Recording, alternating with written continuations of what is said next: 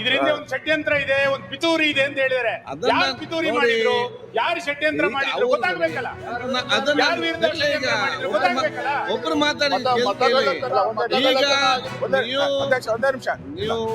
ಒಂದೇ ನಿಮಿಷ ನಾವೇನ್ ಜಾಸ್ತಿ ಸಮಯನ ಕೇಳಲ್ಲ. ಮುಖ್ಯಮಂತ್ರಿಗಳ ಕರ್ತವ್ಯ ಅದು. ಅಲ್ಲಲ್ಲ, ಯಾವಾಗ ಇವತ್ತು ಕ್ವಶನ್ ಅವರಿಗೆ ಬರ್ತಾರೆ ಅವರು. ಇಲ್ಲ ನೋಡಿ, ನೆನ್ನೆ ಆಗಿರೋದು ಘಟನೆ, ನೆನ್ನೆನೇ ಹೇಳ್ಬೇಕಾಗಿತ್ತು. ಲಾ ಮಿನಿಸ್ಟರ್ ಒಂದ್ ಸೆಕೆಂಡ್ ಲಾ ಮಿನಿಸ್ಟರ್ ಕತ್ತಲಲ್ಲಿ ಇಡಬೇಡಿ ಅದನ್ನ. ನಮ್ಗೆ ಮಾತಾಡ್ಲಿ ಈಗ. ನಮ್ಗೆ ಗೊತ್ತಿಲ್ಲ. ಅಲ್ಲ ಸರ್, ನಮ್ಗೆ ಗೊತ್ತಿಲ್ಲ. ನಾವು ಕತ್ತಲಿದ್ದೀರಿ, ಪೇಪರ್ ಟಿವಿ ನಂಬಲ್ಲ. ಇವರೇ ನಾಯಕರು, ಅವರೇ ಹೇಳಿ. ನನ್ನ ಹೇಳಿದ್ರಲ್ಲ ನಿಮ್ಮ ಸಂಶಯ ಕೇಳಿದಿರಿ, ಅವ್ರು ತರ್ಕೊತಾರೆ. ಸನ್ಮಾನ್ಯ ಅಧ್ಯಕ್ಷರೇ, ತಾವು ಈಗಾಗಲೇ ಮಾರ್ಗದರ್ಶನ ಮಾಡಿದಿರಿ. ಪ್ರಶ್ನೋತ್ತರ ಅವಧಿ ಮುಗಿದ ತಕ್ಷಣ ನಾವು ಅದ್ರ ಬಗ್ಗೆ ಹೇಳ್ತೀವಿ.